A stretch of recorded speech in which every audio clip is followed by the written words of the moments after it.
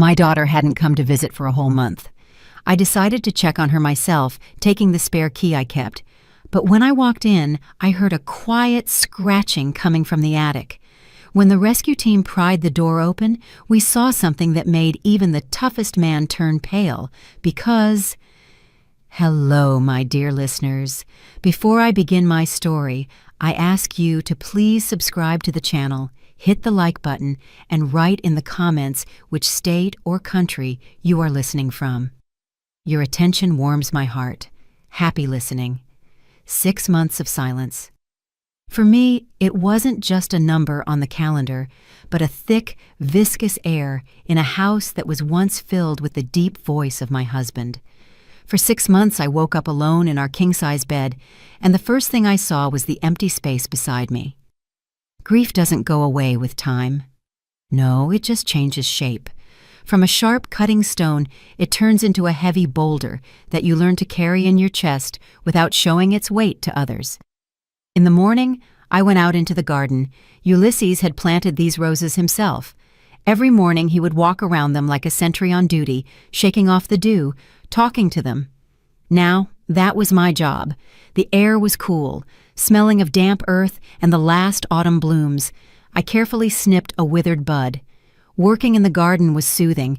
It gave an illusion of order, an illusion that I could still influence something. Here, among his roses, I felt closer to him.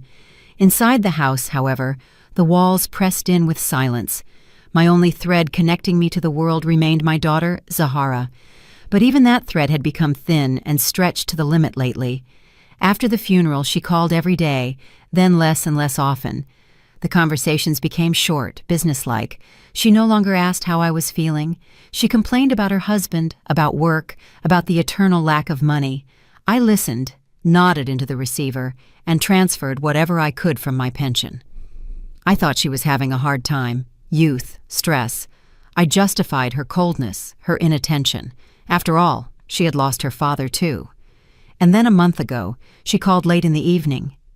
Her voice was breaking into hysteria. "Mama, I'm sorry it's so sudden. We need money, urgently, for in surgery." I didn't ask what kind of surgery or why it was so urgent. Inside, everything went cold with maternal fear. My only child, my flesh and blood. I just asked, "How much?" The sum was huge. Almost everything Ulysses and I had put away for our old age, for a rainy day. That rainy day, it seemed, had arrived. In the morning, I withdrew the money from the account and drove it over to her. Zahara met me on the porch, pale, red-eyed. She snatched the envelope, quickly kissed me on the cheek, and mumbled that she had to run to the hospital. The door slammed shut, and I was left standing there on the landing, feeling like an intruder. And so, a month passed, a month of complete, deafening silence. The first week, I didn't call. I didn't want to bother them. I thought she was recovering from the surgery. The second week, I started dialing her number. At first, she didn't pick up. Then, she sent a short text. "Ma, everything's fine. I'll call back." And she didn't. By the third week, her phone was turned off. This morning, standing among my husband's roses, I realized I couldn't sit and wait anymore. It wasn't just fear for her health anymore. Deep in the pit of my stomach, a tight, cold knot began to tie itself. It was a different feeling, similar to what I felt back when I worked as a forensic accountant and saw a perfectly balanced ledger that I knew for a fact was hiding a massive deficit. Everything looked right, but it was fake through and through. I went back into the house. On a hook by the door hung a keychain with a single key, the spare key to her and Jelani's house. I had insisted on having it myself. Just in case, I had said back when they first moved into that house, the one Ulysses and I had put the down payment on, just in case, had arrived. I didn't call Jelani. If something had happened to Zahara, he would have told me himself. And if they had just gone on vacation with my money? No. I pushed that thought away. It was too ugly. The drive to their house took 30 minutes. My hands on the steering wheel were steady. I wasn't nervous. I was driving to do my duty. Inside me, a strange, icy resolve was growing. I had to know the truth, whatever it might be. Their 2-story house in the suburbs looked perfect. The manicured lawn, the clean windows, nothing spoke of trouble. Jelani's car was in the driveway, so he was home. I rang the doorbell. Once, twice, silence. I waited 5 minutes and rang again. No one answered. Then I took out my key. It slid into the lock easily with a quiet click. I pushed the door open.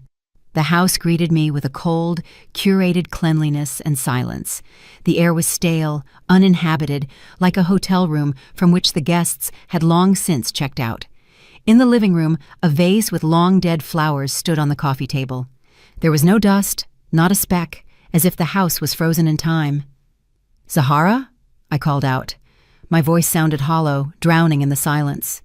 "Jelani?" No answer. I walked into the kitchen. Perfect order. Not a single dirty dish. I looked in the fridge. It was almost empty. Just a bottle of water and some kind of sauce. Strange. Very strange. I went back to the hallway intending to go upstairs and froze. I heard a sound. A quiet, barely distinguishable, rhythmic scratching. Scratch, scratch. Pause. Scratch. My heart skipped a beat, then started pounding rapidly, echoing in my ears. I held my breath, listening. The sound was coming from above, from the attic. Scratch. Scratch. I walked slowly up the stairs on legs that felt like cotton. On the second-floor landing, there was a small door leading to the attic. I approached it. The scratching got louder. It wasn't the sound of mice or rats. It was a methodical, desperate sound, as if someone was clawing at the wood with a fingernail or something hard. I pulled the door handle, locked. And not just with the internal lock. On the outside of the door itself, a heavy barn bolt had been screwed on, new, shiny, completely alien on that light-colored door. At that moment, the cold knot in my stomach turned into a block of ice. Why lock the attic with a bolt from the outside? What could be in there that required such isolation? The scratching stopped for a moment, then resumed with renewed, desperate force. I stepped back, pulling my phone from my purse. My fingers weren't obeying me, but my brain was working with frightening clarity. I didn't call Zahara or Jelani. I dialed 911. "Emergency services," a male voice answered. My own voice was barely audible. It turned into a strangled whisper. "Hello, I'm at my daughter's house. There's a strange sound coming from the attic. The door is bolted from the outside." I dictated the address, trying to keep my voice from trembling. The firefighters arrived in 10 minutes, which seemed like an eternity to me. 2 sturdy men in uniform. They looked at me, at the bolt, and exchanged glances. "Step back, please," one of them said.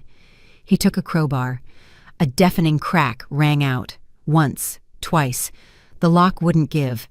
Then his partner hit it with his shoulder. The wood splintered, and the door flew open with a crash, tearing out a piece of the frame. Inside was pitch darkness and a smell. It smelled of sickness, despair, and rot. The firefighter turned on a powerful flashlight. The beam of light cut through the gloom, picking out piles of junk, old furniture, and a figure in the corner. It was a human being, or rather, what was left of one. A skeleton wrapped in gray, parchment-like skin, dressed in dirty rags. He was sitting on the floor, chained by the ankle to a heating pipe. Time stopped for me. Air ceased to enter my lungs. The world narrowed down to that beam of light and the figure within it.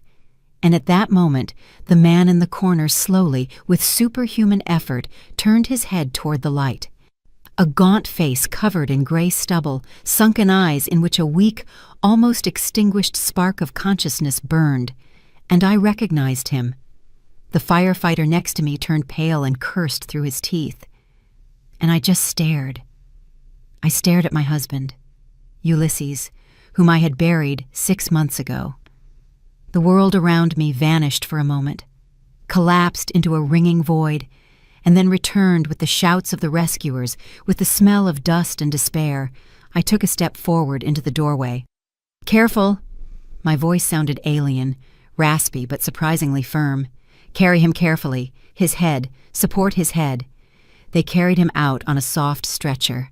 that fragile, weightless body that had once been my strong, broad-shouldered husband. I followed, not touching him, afraid he would crumble at my touch. In the ambulance, I sat beside him, never taking my eyes off him. The paramedic was saying something to me, asking questions, but I didn't hear the words. I only saw his chest rising under the thin blanket. Once, and again, twice. He was breathing. That was the only thing that mattered. At the hospital, they separated us. He was taken to the ICU, and I was left in the corridor under the cold light of fluorescent lamps, the smell of antiseptic and trouble. I sat on a hard plastic chair, staring at the white wall, feeling nothing. No fear, no relief, no horror. Everything inside me had burned out, like lightning had struck an old tree, leaving behind only a charred, hollow shell. An hour later, a doctor came out, an older man with tired eyes. He spoke to me quietly, choosing his words. "Extreme degree of cachexia," he pronounced the terrible foreign word. "Systematic starvation, muscle atrophy, dehydration to such a degree that—" He shook his head.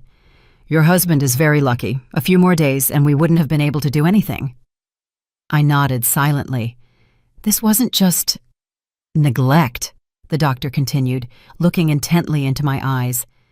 This was the intentional, methodical deprivation of food and water over many months. The police are already here. They'll want to speak with you. I nodded again. I understood everything. Every word of his wasn't news, but confirmation. Confirmation of what had frozen like an ice pick in my brain the moment I saw the barn bolt on the attic door.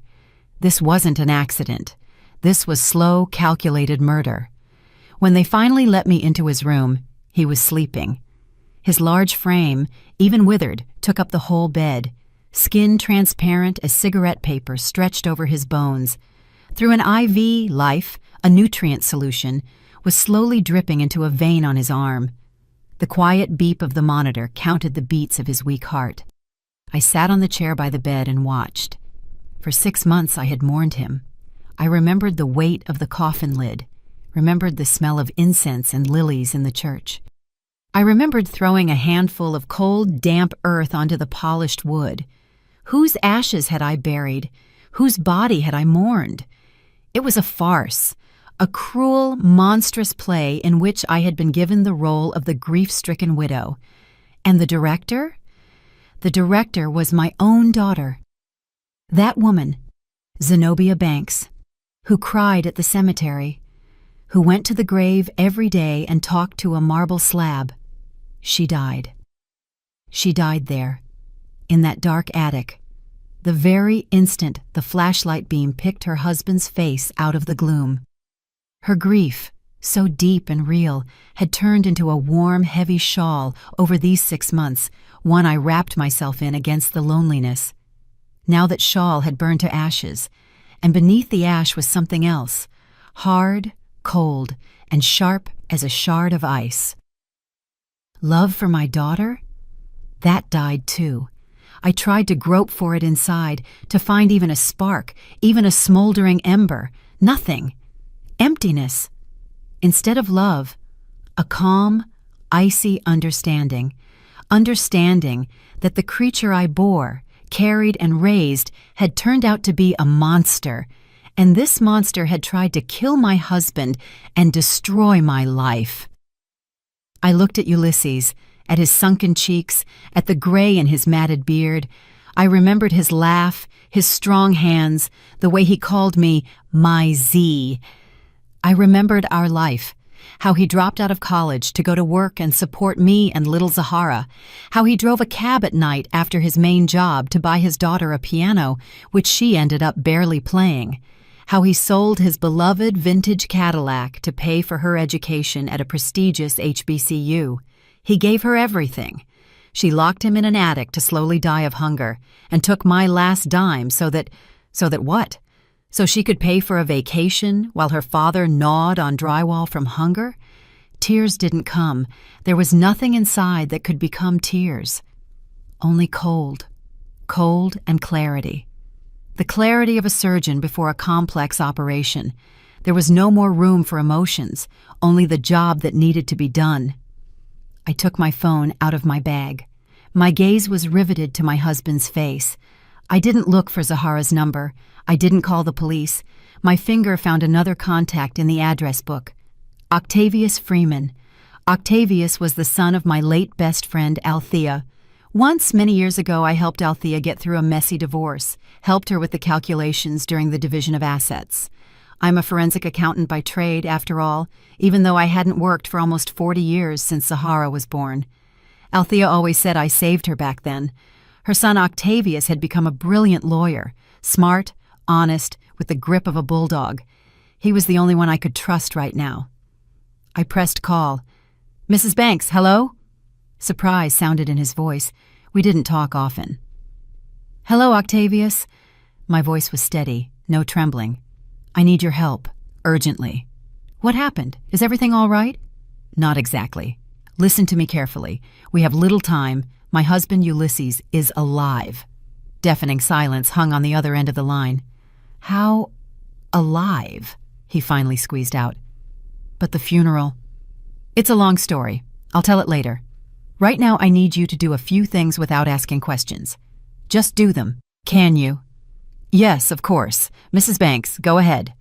I took a deep breath, gathering my thoughts into a clear, inexorable sequence. First, immediately, right now, freeze all joint accounts belonging to Ulysses and me. Every single cent. Cards, savings, everything. I'll dictate the passcodes to you now. Understood? Octavius's voice became businesslike and focused. Second, start the procedure to grant me full power of attorney over all my husband's affairs. He is currently in the hospital, incapacitated. I will need access to all his documents, pension accounts, everything. It will take time, but I'll handle everything. A medical report will speed up the process. "It will be done," I said firmly. "And third, most importantly, no one must know that you are doing this, especially my daughter Zahara and her husband. To them, I am a grief-stricken, confused old woman. Let it stay that way." "I understand you, Mrs. Banks." There was steel in Octavius's voice. "Consider it already in motion. I'll be in touch. Hold on." "I'm holding on, Octavius. Thank you." I ended the call. The room was still quiet, only the beep of the equipment and my husband's weak breathing. I put the phone in my bag. That was my first move. The war was just beginning, and I had no intention of losing it. I placed my palm on his hand, not on the skin, but on the blanket beside it, still afraid of causing him pain. I sat like that until morning, and then another day, and another. My life took on a new, harsh rhythm. Morning in my empty apartment, a short, tasteless breakfast, then the bus to the hospital, endless hours on the chair by his bed, conversations with doctors who shook their heads and spoke of insignificant positive dynamics. The evening bus home, a lonely dinner in front of a TV I didn't watch, dreamless sleep. During those days, the police tried to talk to me several times.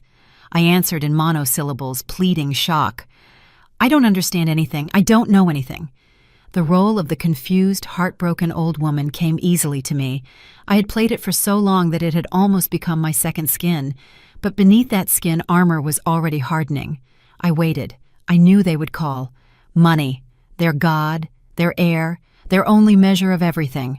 Sooner or later, they would discover the source had run dry. The call came on the fourth day. I was wiping Ulysses's face with a wet cloth when my phone vibrated in my bag. I took it out. The name lighting up the screen used to bring a wave of warmth to me. Baby girl. Now, it evoked nothing. Just information. I let the phone vibrate for a few more seconds, took a deep breath, exhaled, and brought it to my ear. My voice, when I answered, was exactly what it needed to be, weak, cracked, as if I had just woken from a nap. "Hello? Zahara?" "Hey, Mama, hi!" Zahara's voice was unnaturally cheerful, loud. In the background, I could hear the splashing of water and some light foreign music. "How are you doing there? Everything okay?" She wasn't asking. She was stating. a formality that had to be observed before getting to the main point. I imagined her. A lounge chair by a pool with water of an implausibly blue color, huge sunglasses hiding the emptiness in her eyes, a glass in her hand with something cold and expensive. Next to her, her husband Jelani, with the look of a satiated, self-satisfied predator on his face. They were vacationing on money from the life insurance of a man they were starving to death a few yards from their bedroom. "Zahara, baby," I whispered, putting all the senile infirmity I was capable of into my voice. Just getting by. Where are you? It's so noisy." "Oh, Mama. Jelani and I decided to go away for a couple of days just to clear our heads, get some fresh air. We're so tired. You understand?" "Fresh air?" I looked at the tube inserted into my husband's nose. He was breathing with difficulty, too. "Of course, baby, you need to rest." "Mama, listen, there's some kind of problem." Jelani's voice unceremoniously cut into the conversation, irritated, impatient. "I just tried to pay with the card at the restaurant, and they told me, declined. Same thing with Zahara's. Something's up with the bank. Can you look into it?" Here it starts. I closed my eyes, gathering strength for the performance. "With the bank?" I feigned confusion. "Oh, honey, I don't understand any of that. Maybe they have some kind of glitch?" "What kind of glitch?" Jelani scoffed. I heard Zahara whispering something to him, probably asking him to be gentler. "Mama, it's us again," she said, her voice taking on those capricious, demanding notes I had known since her childhood. "Come on, please. It's your main account, daddies. Maybe there's some kind of audit. Call them, say everything is fine. Otherwise, we're sitting here like idiots without money." They weren't just sitting without money. They were sitting in the Maldives. Octavius had sent me a message in the morning. Target acquired. Credit card transactions. 4 Seasons Resort, Maldives. Resting, breathing fresh air. "Oh, sweetie, maybe it's that, what do you call it, fraud alert?" I carefully chose my words, as if struggling to remember them. "They told me at the credit union that if there are suddenly unusual expenses from abroad, they might block it for security." "Well, there you go," Zahara exclaimed happily. "So just call them. Confirm it's us. Tell them everything is good." I paused, faking a heavy sigh.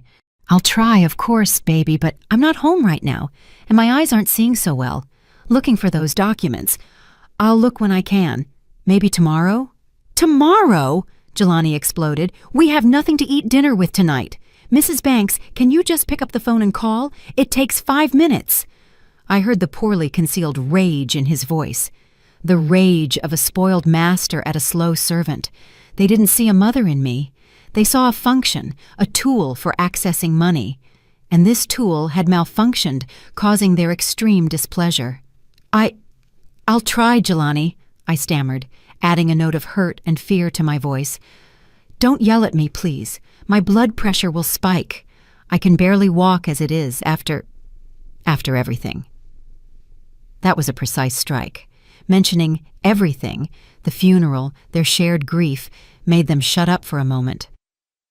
"Okay, Mama, I'm sorry." Zahara's voice became sickeningly sweet again. "He didn't mean to upset you.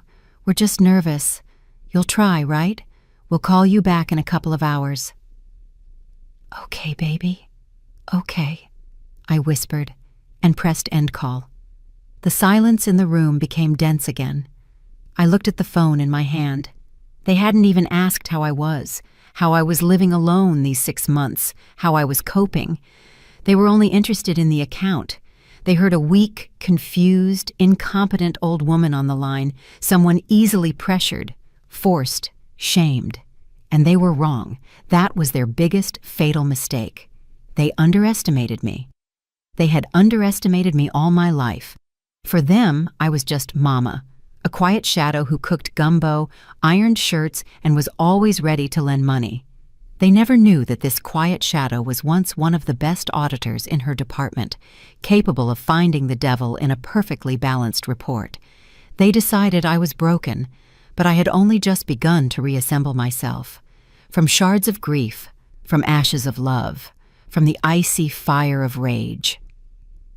I knew what they would do next. In a couple of hours, they would call again. I wouldn't pick up. Then again, I wouldn't answer again. Their irritation would grow into anxiety, and then into anger. An inconvenience, a small problem with a card, would turn into a threat to their beautiful vacation paid for by someone else's life. And they would come.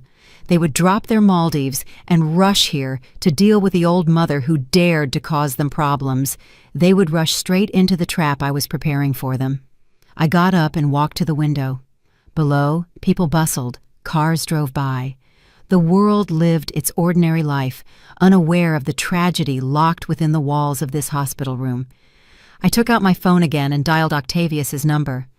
"Octavius, it's me. They took the bait. They're coming home." "Excellent," Octavius answered. "Time is working for us.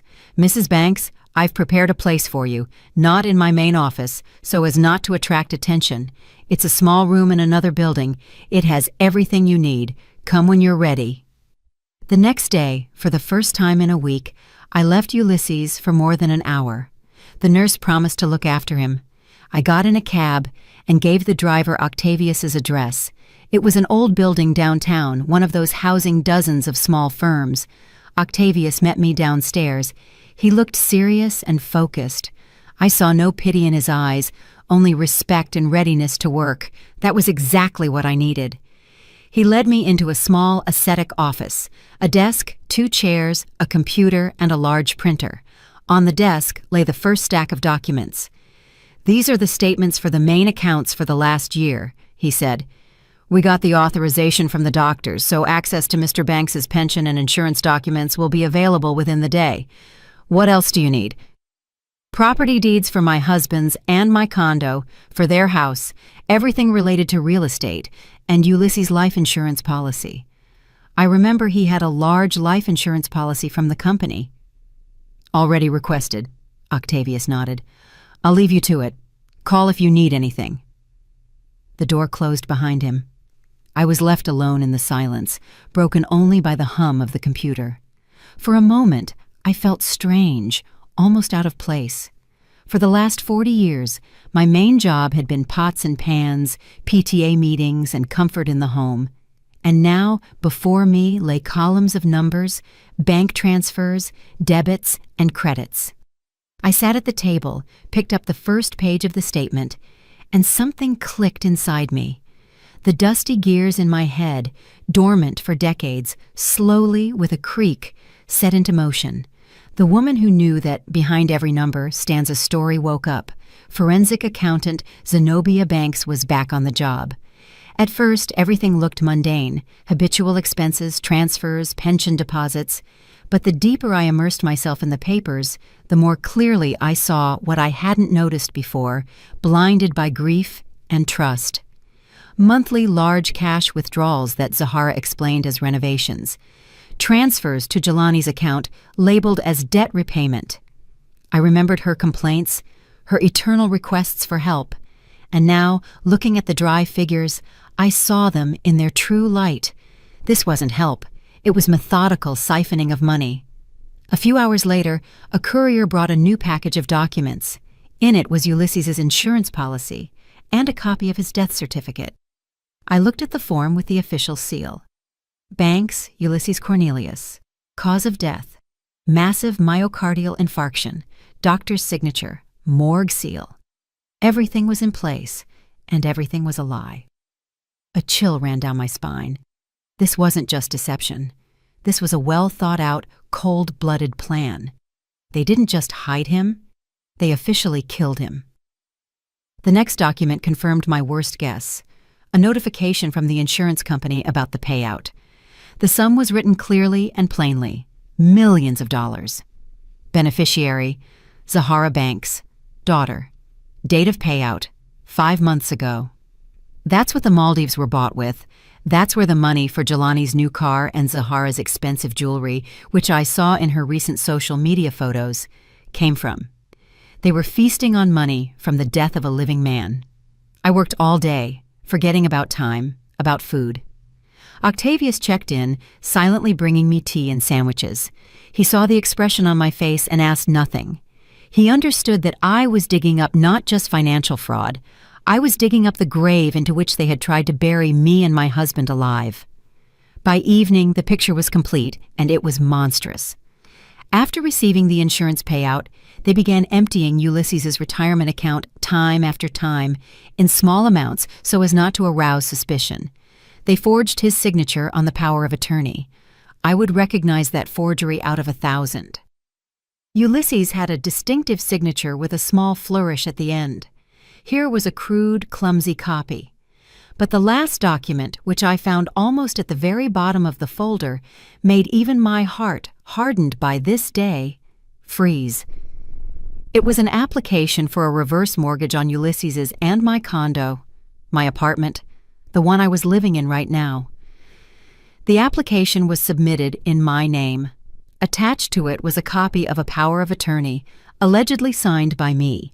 It stated that I, Zenobia Banks, fully entrusted my son-in-law, Jelani Davis, to dispose of all my property due to the deterioration of my cognitive health following the death of my spouse. I looked at my signature. Just as crude a forgery as Ulysses's. The application was under review. The bank hadn't given a final answer yet. And then I understood everything. I put all the pieces of this diabolical puzzle together. The plan wasn't just to kill the father and take his money. The plan was total. First, stage Ulysses' death, get the insurance, clean out his accounts. Then, using my grief and senile incompetence, lure the last savings out of me, which they did under the pretext of surgery. The next step? Deprive me of the apartment, the only thing I had left. And then, when I was left penniless and homeless, I could easily be put in a nursing home, proving my total incapacity. And no one would ever listen to a crazy old woman insisting her husband was alive. They weren't just killing him, they were erasing him from life. And then they intended to erase me too. I leaned back in my chair. There wasn't enough air in the room. That quiet, scratching sound I heard in the attic, it wasn't just Ulysses scratching at the door in a desperate attempt to survive. No, it was the sound of them scratching out, scraping away my own future, my life, my memory, my dignity. They wanted to leave behind nothing but scorched earth and money in their accounts. I sat in the silence of the small, dusty office. Outside the window it had gotten dark. The city lit its lights, and inside me another fire lit up, cold white, like the flame of an acetylene torch. A fire that burns everything to the ground, leaving neither ash nor smoke. At that moment, I ceased to be a victim. I became the verdict. I stood up from the desk. My movements were slow and precise, like someone walking on thin ice. I gathered all the papers into a neat stack, every document, every number, every forged signature. It was a nail in the lid of their coffin. I didn't feel hatred. Hatred is too hot, too human a feeling. I felt only cold, implacable righteousness. I called Octavius. "It's ready," I said. "I have everything needed. Now it's your turn. Start the mechanism." "Are you sure?" he asked. "There will be no turning back. I have never been so sure in my life. Octavius, do it." They flew in 2 days later, tired, angry, smelling of foreign tropical sun and expensive perfume. The flight from paradise to cold autumn reality had been long and unpleasant. Their phones were silent. I wasn't picking up anymore. Their banking apps showed zeros on all accounts. Their self-satisfaction had been replaced by irritation, and the irritation by poorly concealed anxiety. But they were still sure that this was just an annoying misunderstanding, a stupid bank error, or the senile dementia of a mother who misunderstood something, pressed the wrong button, and was now hiding out of fear. They were riding from the airport in a cab, and Jelani scolded Zahara the whole way. "I told you, you can't trust her with things like this. She's gotten old, confuses everything. We'll get there. Give her a talking to so she doesn't meddle where she's not asked anymore. We'll take all the cards, all the access codes from her. Tell her it's safer that way." Zahara was silent, pursing her lips. She didn't like it when Jelani talked about her mother like that, but she didn't dare object. Besides, deep down, she agreed with him. Her mother had become inconvenient, always sad, always with some petty problems. Of course, she ruined everything. Who else? The taxi stopped at their perfect house. They got out. Jelani dragged the suitcases out of the trunk with a crash. The mood was completely ruined. They would quickly drop off their things and drive to Mama's. They needed to solve this problem once and for all, but something was wrong. The usually impeccably clean front door looked different. Taped right at eye level with Scotch tape was a white envelope. "What the hell?" Jelani muttered, walking closer. He expected to see a flyer or a utility bill, but the envelope was official, thick, with a government seal. He tore it off. Zahara walked up and stood next to him, looking over his shoulder. He tore open the envelope and pulled out a sheet, folded in two. It was a subpoena. Official, strict, regarding the initiation of a criminal case for fraud on an especially large scale. Zahara Banks and Jelani Davis were ordered to appear. The words danced before Jelani's eyes. Criminal case, fraud, special investigator. He reread the text several times, but the meaning didn't change. It wasn't a mistake. "What is this?" Zahara whispered. Her face went as white as the paper in her husband's hands.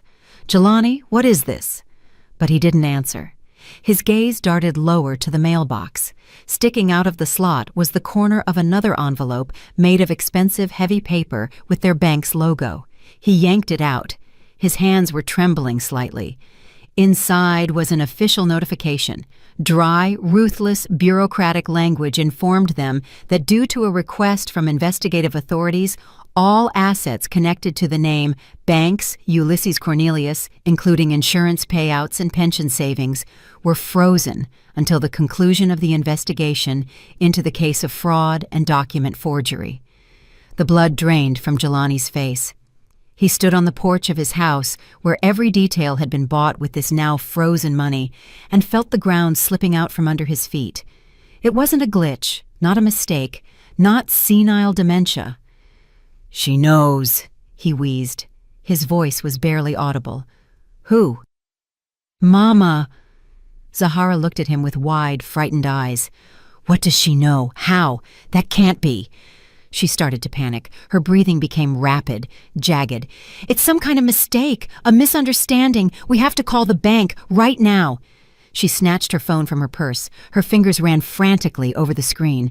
Jelani just looked at her, and in his eyes, usually so brazen and self-confident, splashed cold, animal terror. He, the architect of this whole plan, understood first. He understood that the game was over. "Hello, miss? I want to know what is happening with my accounts." Zahara was almost screaming into the receiver. "Why is everything blocked?" On the other end of the line, the calm, dispassionate voice of a bank clerk answered her. He spoke of investigative actions, of penal code articles, of a court order. It was a wall, an impenetrable wall of legal terms behind which catastrophe lurked. Zahara lowered the phone, her face twisted. All her feigned cheerfulness, all her resort gloss fell away like cheap gold leaf. Before Jelani stood a frightened, confused woman who realized her cozy, beautiful world was collapsing. He said, she stammered, he said the basis for the investigation was a statement in the name of my father. Jelani flinched as if hit. In the name of her father. But her father was dead. His ashes were in the ground, and the death certificate was in the safe. That meant... Their eyes met, and in that moment, they both understood. They understood everything. That her mother hadn't just learned about the money, she had learned about the attic. Their arrogance, their irritation, their haughtiness, it all evaporated without a trace. In its place came sticky, primal fear, the fear of beasts cornered. They were no longer masters of the situation, they were prey, and the hunter had already sprung the trap. "To the car!" Jelani barked, grabbing Zahara by the arm. His face turned into a hard, ugly mask. Panic was replaced by fury. The only chance, the only exit his inflamed brain saw was to get to the source of the problem, to the mother. They didn't call a taxi.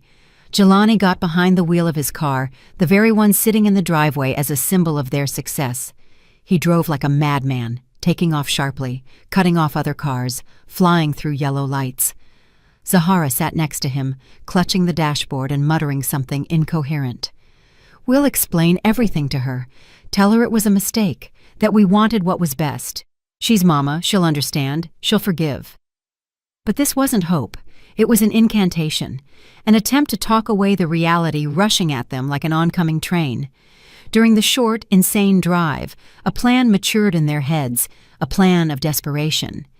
Play on pity, cry, blame, scream about their grief, about how hard it was for them after Dad's death, how they couldn't cope. Scare the old woman, confuse her, force her to withdraw the statement. They were used to her always giving in, always forgiving, always taking their side. They clung to this habit like drowning people to a straw. They burst into my apartment building, stomping up the stairs. Jelani kicked my apartment door open. It wasn't locked. I was waiting for them. They froze on the threshold, breathing heavily, and I was sitting at the kitchen table, calmly. Right in front of me stood a teapot, a thin curl of steam rising from its spout, a cup of tea, a saucer with lemon, a picture of domestic comfort and peace. An idol they had come to destroy. But the idol was deceptive. Next to me at the same table sat 3 others. On one side, Octavius in a sharp suit with a folder in his hands. His face was impenetrable. On the other side, 2 men in plain clothes. Their poses were relaxed, but their gazes were sharp, attentive, the gazes of people who know how to wait and see the essence. For a moment, silence hung in the hallway. Zahara and Jelani looked at this scene, and their pre-rehearsed aggression cracked. This wasn't what they expected. They expected to see a frightened, crying old woman who could be broken in 5 minutes. Instead, they saw a tribunal. But it was too late to retreat. Zahara, like an actress, walking onto the stage, after a disastrous first act, took a step forward and began her performance. "Mama!" Her voice rang with fake, hysterical pain. "What have you done? What does all this mean?" She rushed toward the table, but stopped a couple of steps away, as if hitting an invisible wall. Tears gushed from her eyes, real hot tears of fear and rage. "Do you even understand what you've done? We just started to recover after Daddy's death. It hurts us so much, and you accuse us of something? You set the police on us? For what? For taking money that Daddy would have left us anyway?" She spoke, and her voice got louder and louder, breaking into a scream. It was a stream of accusations, complaints, reproaches. She spoke of her sleepless nights, her depression, how she missed her father. She said that I, her own mother, had betrayed her, stabbed her in the back at the hardest moment. I remained silent. I just looked at her. I let her speak her piece, let her empty her entire arsenal of lies and manipulation. The men at the table were silent too. Octavius didn't flinch.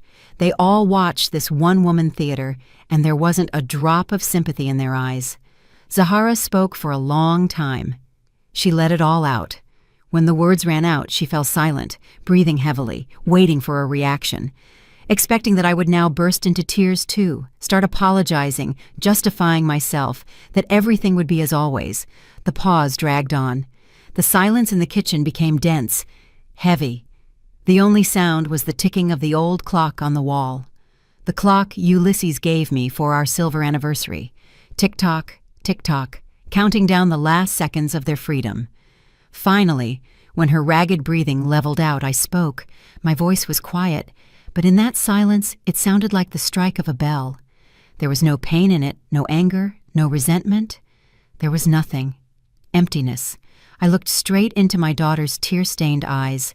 My gaze was hard and flat, like the granite slab on that fake grave. "I was at your house, Zahara." One simple sentence, but it made her flinch as if she had been slapped. Her face froze. I paused slightly, letting the words sink into her consciousness, and then added the second phrase, and this phrase destroyed her world completely. "Your father is asking to see you." Zahara's face turned to stone.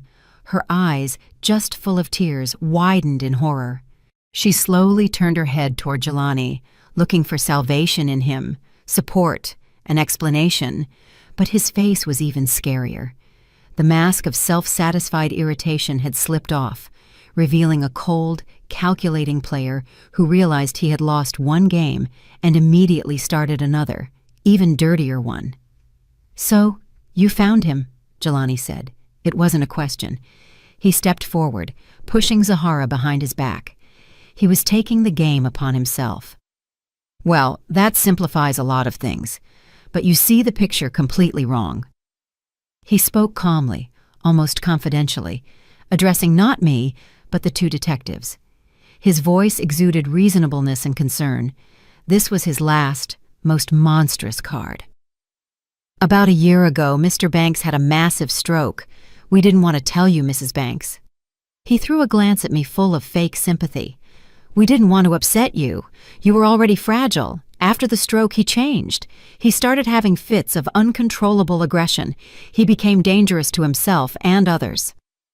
I listened to this stream of lies, and nothing stirred within me. I was just a spectator.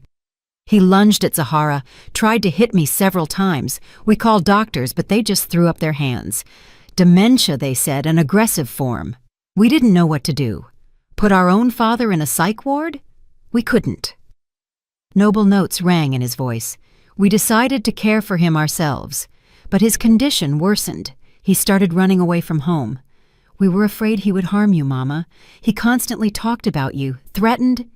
He paused, letting his lie sink in. Zahara, standing behind him, began to play along. She sobbed, covering her face. The picture was turning out almost perfect. Two exhausted, loving children forced to take extreme measures to protect a maddened father and a weak mother. "The attic," Jelani pronounced the word with a heavy sigh. "It was a last resort. We set up a room there, brought him food, water, but he refused to eat, threw plates at us. We were forced to lock the door so he wouldn't break out and cause trouble. We did it for your own safety, Mrs. Banks. We wanted to protect you from his anger." Now he turned to me. His gaze was oily with feigned compassion. "And now I see that the illness, alas, has touched you too. Your memory, it's failing you. You don't remember his attacks, his threats. And this gentleman," he nodded toward Octavius, "is obviously taking advantage of your condition, manipulating an elderly, sick woman to get hold of her money. It's obvious." The lie was complete, flawless in its vileness. They were trying to kill two birds with one stone, justify their actions, and declare me insane, and Octavius a fraud. It was their final gambit, desperate, dirty, and as they thought, foolproof. After all, who would believe an old woman with signs of dementia when her own caring children testified against her? Silence reigned in the kitchen again. Jelani stood with the look of a man who had just presented irrefutable evidence. Zahara cried quietly at his shoulder. But it was too late. Their words, however convincing they seemed, shattered against the rock I had been building so carefully all these days. The older detective, a gray-haired man with tired but very attentive eyes who hadn't uttered a word until then, slowly coughed. He didn't look at Jelani. He looked at me, then at Octavius, and nodded slightly. Then, just as slowly, he reached for the folder lying before him on the table, opened it, and neatly, without a single wasted movement, slid it across the table toward Jelani. "Familiarize yourself, please," he said in an even, colorless voice. The folder stopped right in front of them. The top sheet was the first one. It was the medical report from the hospital. Several pages covered in cramped medical handwriting. There wasn't a word about a stroke, not a word about dementia. But there were other words: cachexia, muscle dystrophy due to prolonged starvation, critical dehydration. And the final key phrase: patient is fully conscious, oriented in time and space, speech is coherent, cognitive functions are unimpaired. Jelani's face began to change. Confidence was sliding off him like a melting mask. The detective, not changing his tone, continued, "Your father has already given a preliminary statement, Mr. Davis. He remembers everything." He turned the page. The next document was my work. Neatly compiled spreadsheets, movement of funds and accounts, copies of bank withdrawal slips, all the operations they performed while their father was dying of hunger. Next to every large transaction, a note was made in red pen. Tour to Maldives. Car purchase, Audi Q7. Cartier jewelry store. My accountant's handwriting, clear and ruthless, turned their luxurious life into an indictment. The corner of Jelani's mouth twitched. Zahara stopped crying and stared at the papers with stupefied horror. The detective turned another page. It was a copy of the death certificate, the very one with the forged signature and seal, and next to it, an official reply from the morgue stating that citizen Ulysses Cornelius Banks had never been admitted there, and the doctor whose signature was on the document had been fired 2 years before the specified date.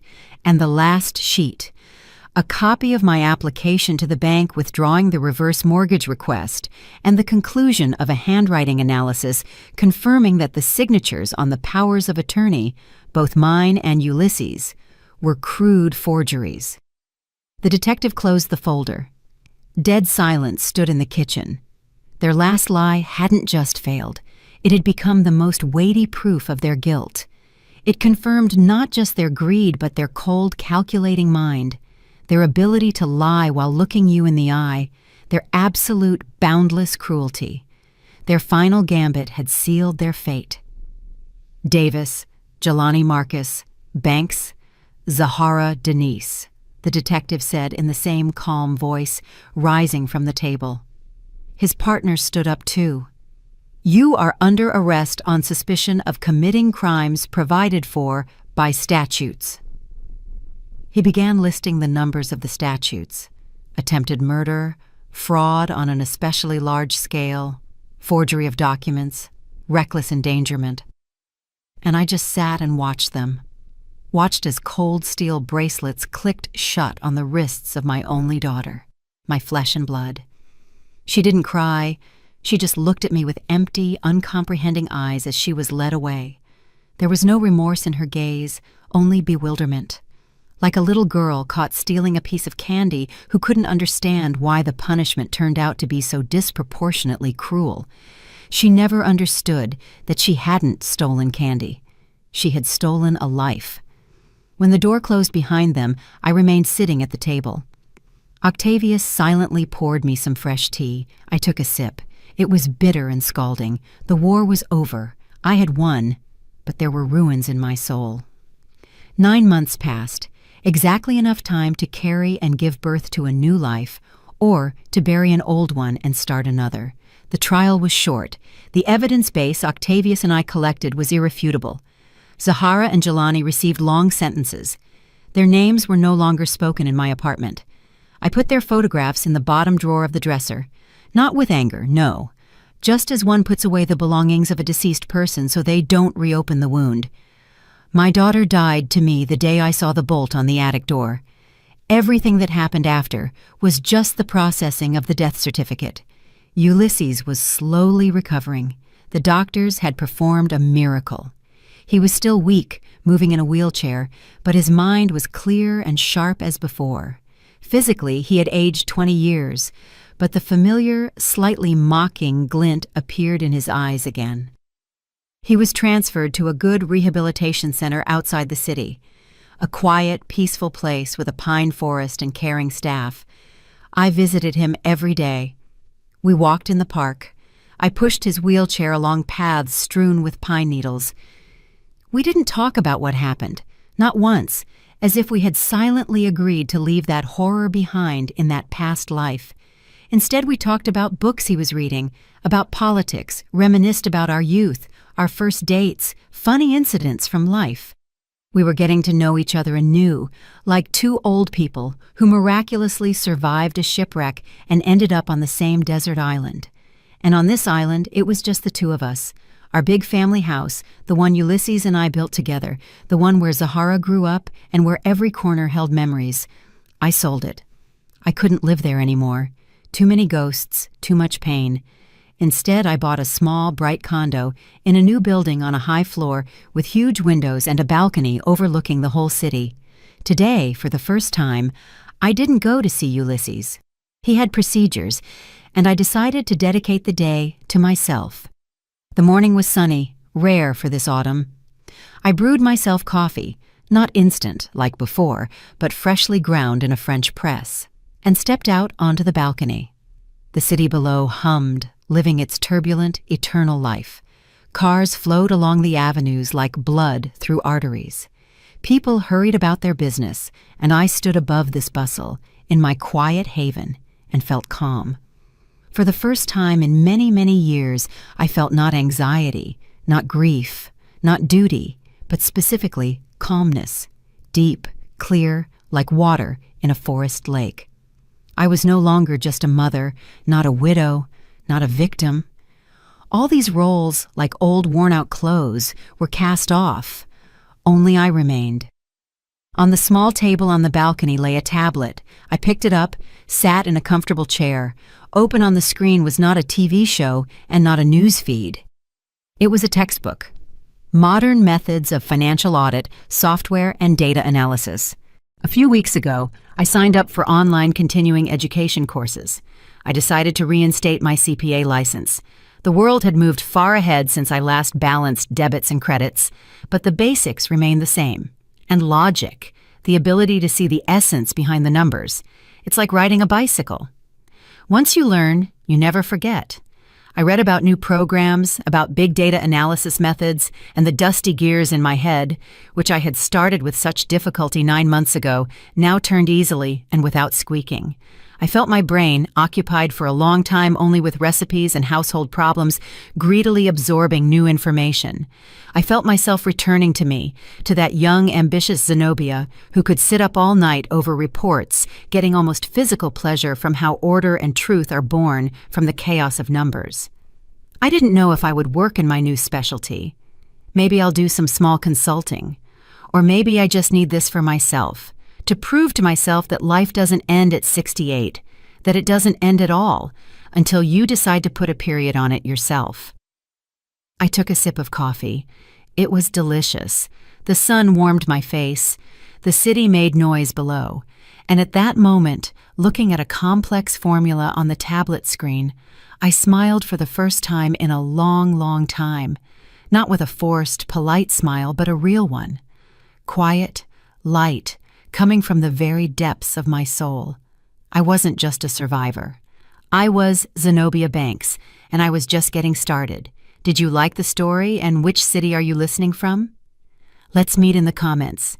If you like the story, you can support me by sending a super thanks so I can keep bringing more stories like this. Thank you so much for your sweet support. I'm looking forward to your comments on the story.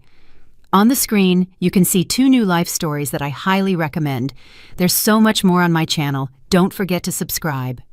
See you in the next life story with love and respect.